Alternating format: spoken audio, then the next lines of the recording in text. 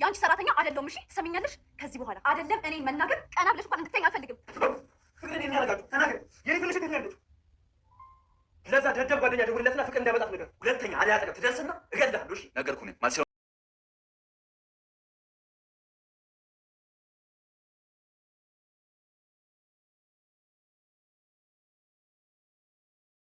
ሁለቱ የአደይ አፍቃሪዎች እርስ በርሳቸው እየተፋጠጡ ነው። ንጉስ አደይን ሳያይ ማዋል ማደር እንደማይችል ለዴቭ እየነገረው ነው። ዴቭ ደግሞ አደይን ብለ በዚህ በኩል ዝር ብትል ወዮልህ በማለት እያስፈራራውና እየዛተበት ይገኛል። ባርኮት በእህቱ መታገት በጣም ተጨናንቋል። ንጉስንም ከጣላችሁበት አምጡ፣ ያንን ጓደኛንም ንገረው በማለት ምን ማድረግ እንዳለበት ግራ ተጋብቷል። ሁለቱ የኤላ አፍቃሪዎች እርስ በርሳቸው ጦርነት ገጥመዋል። ለምለም ባየችው ነገር ኤላ ላይ ፊቷን የዞረችበት ይመስላል። እንደውም ቤቱን ለቃ እስከ መሄድ ደረጃም ደርሳለች። ደመቀን አታላ ልትሰወር ስትል ድጋሚ ከእጁ ጥሏታል። ሰላም ጤና ይስጥልን ውድ ቻናል የቤተሰቦች እንደምናላችሁ በያላችሁበት በዓለም ዳርቻ ሰላማችሁ ይብዛ እያልኩኝ ዛሬም ሰራተኛዋ አደይ ክፍል 35ን የምናይ ይሆናል። ለምለም ለአደይ ፍቅር በተንኮል ራሷ ከደመቀ ጋር ተስማምታ ይህንን ጉዳይ ልትፈጽም እንደምትችልና ለሚነሱ ጥያቄዎችም መልስ ማዘጋጀት እንዳለባት ለአደይ እየመከረቻት ነበረ። ታዲያ አደይም የሚያሳስባት አሁን ባርኮት ያለበት ሁኔታ በእህቱ መታገት እየተጨናነቀ እንደሆነና እንዲሁም እሷ ካለችበት ከእገታ እንድትወጣ እንደሆነ እንጂ የበኋላው እንደማያሳስባት እየነገረቻት ነበረ። ሞኝ አትሁኝ፣ አትፍዘዢ፣ መብትሽንም አስከብሪ። የኔ አክስቶቼ ልጆች እንደዚህ አይነት ተንኮል ይሰሩ ነበር፣ ስለዚህ ሰውን ማመን የለብሽም እያለች እየመከረቻት ነው። አደይም የተበደለችውን ወደ ጎን በመተው ብቻ አሁን ካለችበት ከእገታ እንድትወጣ ነው የምመኘው እያለች መልካም ምኞቷን እየተናገረች ነበር። ባርኮት የእህቱ መታገት የትና ከምን እንደምትገኝ በጣም እያጨናነቀው ነው። ታዲያ ምናልባትም ከዳይመንድ ልትሆን ትችላለች በማለት ለዴቭ እየነገረው ነው። ከዳይመንድ ከሆነች አደይ ታውቀዋለች ቤቱን አለው። ታዲያ ሁለታቸው እንደዚህ እየተነጋገሩ ባሉበት ሰዓት ሊዲያ ትመጣለች። ተዋት፣ ሲሰለቻት እራሷ ትመጣለች። ምን ማለት ነው? ታግታ እኮ ነው ያለችው። ምናልባትም እኮ ይህኔ ከደመቀ ጋር ተስማምታ ራሷ ያደረገችው ነገር ይሆናል አለ። ምን የምታውቂው ነገር አለ እንዴ? በማለት ባርኮትም ተጠራጥሮ የጠየቃት ነበረ። ጥፋቷና ተንኮሏ ነው እንደዚህ ያደረጋት። ሲጀመር እኔን ላይ ዘግታብኝ ነበር የሄደችው። ዴቭም ከዚህ በላይ እንዳትናገር ወዲያውኑ ሊዱ በቃሽ በማለት አስቆማታል። ፍቅርም ከታገተችበት በፌስታል ምግብ ይዞ መጥቶ ቤ አለዛ በእጅሽ አለው። እኔ ፍቅር የማንንም ልቅምቅም አልበላም አለችው። እሺ አራበሽም ማለት ነው እያለ ለምለም ግቢ ውስጥ ከኤላ ጋራ ስለነበራቸው ትውስታ ለአደይ እያጫወተቻት ነበረ። ሁለት ወንዶች ይወዷታል አለሱ። እሷ ደግሞ ሄርሜላ የምትባል ልጅ እንደምትወደውና ሁለታቸውም በፍቅር ዓለም ውስጥ እንደሚቀናኑና ጥሩም የፍቅር ጊዜ እንዳላቸው በዛ ላይ ኃይለኛም ስለሆነች እፈራት ነበር እያለ ብዙ ነገር ለአደይ እያጫወቷት ነው። አደይም ፍቅራችሁ በጣም ያስቀናል፣ ደስ ይላል እያለች ነበረ። ታዲያ ለምለምም ወዲያውኑ ጥያቄዋን አስከትላለች። አንቺስ ፍቅረኛ የለሽም እንዴ? በማለት የልጅነት ፍቅረኛ እንዳላትና እንደሌላት እየጠየቀቻት ነበረ። እሷ አባቷ ሊድራት እንደነበርና አሁን ከአባቷ ተሰውራ እየኖረች በዛውም ደግሞ ቤተሰቦቿን እንዴት አድርጋ መቀየር እንዳለባት ይሄ ብቻ እንደሆነ ሀሳቧ እየነገረቻቸው ነበር። ለምለምም ለሁሉም ነገር እግዚአብሔር ያውቃል አለቻት። ታዲያ ስለ ባርኮትም ጠይቃት ነበረ። ባርኮት ግን ምን አይነት ልጅ ነው አለቻት። ባርኮት መልካም ልጅ፣ አስተዋይና እንዲሁም ትዕግስተኛ ስለሆነ እዛ ቤት በሰላም መስራት እንደቻለች እያመሰገነች እየነገረቻቸው ነበር። ባርኮት ባይኖርማ ፍቅርማ አስቸጋሪ ልጅ ናት አለ ኤላም። በቃ እስካሁን አወራው፣ አሁን መሄድ ይኖርብኛል፣ ፍቅርም የለችም ለባርኮት ምግብ የሚያበስልለት ስለማይኖር እስኪ ልሄድ በማለት ስትነሳ እኔም አብረሽ ሄዳለሁ ብላ ለምለም እቃዋን እያስተካከለች ነበር። ሊዲያም እያበደች ሳለ ዴቪ መጣና ምን እየሆንሽ ነው? ለምን አሁን ባርኮት እየተጨናነቀ ነው? እሱ እንደዚህ እየተጨናነቀ ምንም አድርጋ ለመቻል በጣም ነው የሚያበሳጨው። ሊዲያም የእጇ ነው ይበላት እያለች ነው። ታዲያ ዴቭም ክፉ ብታደርግብሽ እንኳን አንቺ እንደዚህ ልትናገር አትችይም፣ ከመቼ ወዲህ ነው አንቺ ለሰው ክፋት የምታስቢው እያላት ነው። እኔ የሚመስለኝ ግን ራሷን በራሷ እንዳሳገተች ነው፣ እሷ ተንኮሏ ያልቅም እያለች ነው። ግን ከእሷ መታገት እጅሽ የለበትም እንዴ? በማለት ዴቭም ሲጠይቃት ነበረ። እኔ መቼ ስራ አጣው እሷን የማሳግተው ከቻልክ ከዚህ ቤት ይዘህ ይውጣ፣ ካልቻልክ ደግሞ ክፍሉን ለቀህልኝ ውጣ በማለት ተቆጣችው። ስለ እሷ ማውራት በጣም ሰልችቶኛል፣ ከፈለግ ዳይመንድ ጋር ሄደህ መፈለግ ትችላለህ አለችው። ይህ ቤት እኮ የእሷ ነው፣ ከእሷ ቤት ነው እየኖርን ያለ ነው አላት። በቃ አታሽቃብጥብኝ፣ ስለ አደይና ስለ ፍቅር ማንሳት አልፈልግም፣ ውጣልኝ አለችው። ታዲያ ዴቭም ተናዶ ክፍሉን ለቆ ይወጣል። በእህቱ መታገት እየተጨናነቀ ያለው ባርኮትም ለምለምና አደይ መጥተው ስለ ፍቅር ምን አዲስ ነገር አለ በማለት እየጠየቁት ነበረ። እኔማ ካንቺ ከዳይመንድ ጋር እንድትወስጂኝ ልመጣ ነበር ይላታል። ታዲያ ለፖሊስ አመለከትክ እንዴ? ጉዳዩን ለፖሊስ ካመለከትክ ነገሩ እየከበደ ይሄዳል በማለት አልሄድኩም አላቸው። ባርኮትም አንቺና ለምለም ቤት እየጠበቃችሁ ጠብቁኝ፣ እኔና ዴቭ እንሄድና እንፈልጋት ወይም የደመቀ ቤት ቅርብ እንደሆነና አብረው መሄድ እንደሚችሉ እየነገረችው ነበረ። በዛውም መንገድ ላይ ሲሄድ ንጉስን አግኝቸው ነበረ። ታዲያ ስለ ፍቅር ምንም አዲስ መረጃ እንደሌለውም እየነገረቻቸው ነበር። ደመቀም ለታጋቿ ፍቅር በአንቺ ምክንያት አደይን ከዷት፣ ብዙ ነገር በደልኳት፣ አባቷ አሳድጎኛል፣ እናትና አባቴን በጠዋት አጥቼ የእሷ ቤተሰቦች ግን ተንከባክበው ለዚህ አድርሰውኛል።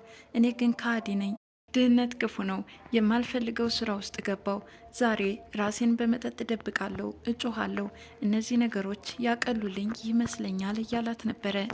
ተስማምተ ባደረግከው ነገር ለምን ትጸጸታለህ እያለችው ነበር። የዚህን ጊዜ ደመቀ ተናዶ ጉሮሯን አነቃት። ታዲያ እባክህ የሚጸጽትህን አታድርግ፣ ገደልከኝ እያለች እየለፈለፈች ነበር።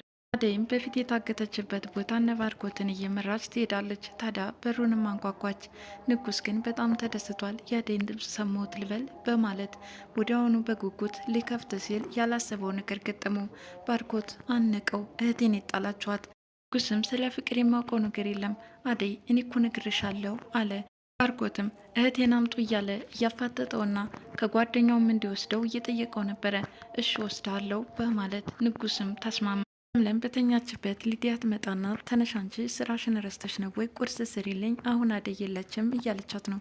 ታዲያ ለምለምም ትነሳና ልክሽን አሳይሻለሁ፣ እኔም እንዳንቺ በእናት በአባቴ ቁጥጥር ስር የምኖር ነበርኩኝ፣ ነገር ግን የጊዜ ጉዳይ ነውና አንቺንም ነገ የምትወድቂበት አይታወቅም፣ ሁሉንም በልክ አድርገው አለቻት። ካለዛ የማታርፊ ከሆነ ደግሞ ይህን ጸጉርሽን ነጫጭ ከዚህ ቤት ነው ማስወጣሽ በማለት አስፈራራቻት። ሊዲያም ኤላ ነው አይደለ እንደዚህ የልብ ልብ ሊሰጥሽ የቻለው፣ ቆይ ልክሽን አሳይሻለሁ በማለት ትታት ሄዳለች።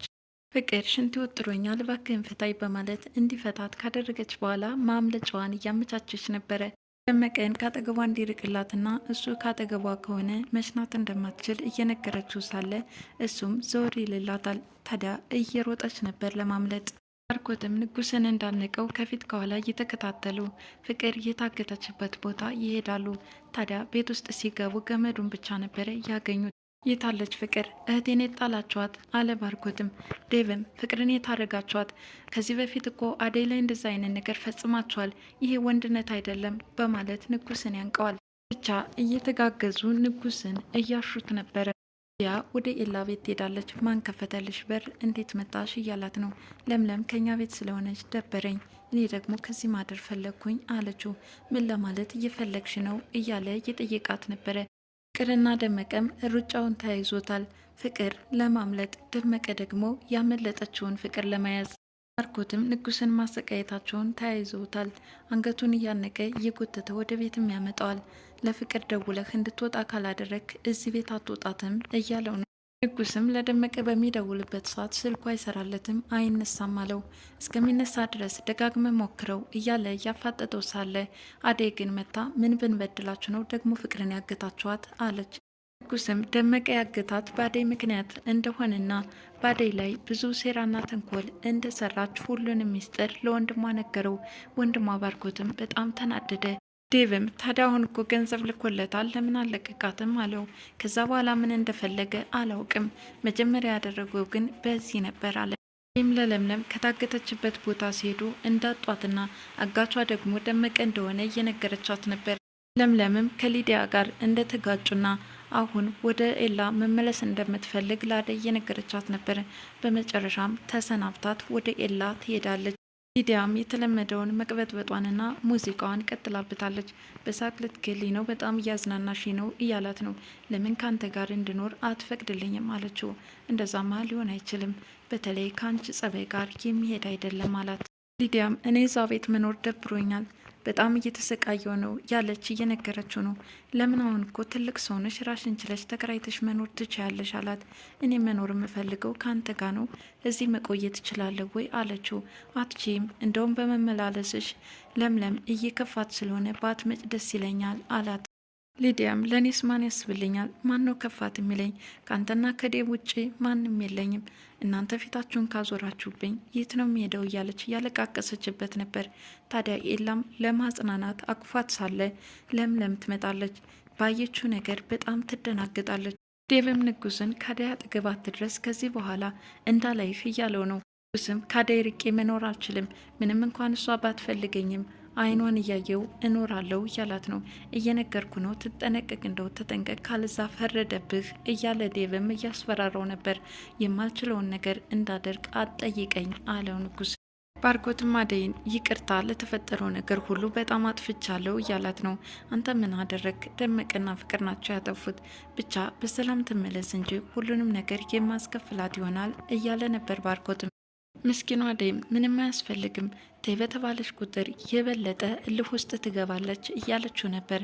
ታዲያ ዴቭና ንጉስ ላይ የተመለከቱት አንድ ነገር አለ። ቆይ ዴቭ ምን እያደረገ ነው በማለት ተያይዘው ነበረ ኩሽናውን ለቀው የወጡት። ለምለምም ሊዲያና ኤላ ተቃቅፎ ስላየቻቸው ወዲያውኑ ተቆጥታ ተመልሳ መጥታለች። የት ነው የምትሄጂው? ምን ለማድረግ እየሞከርሽ ነው? አንቺ እንዳሰብሽው አይደለም እያለ ኤላ ያባበላት ቢሆንም እሷ ግን ልትሰማውም ፈቃደኛ አይደለችም።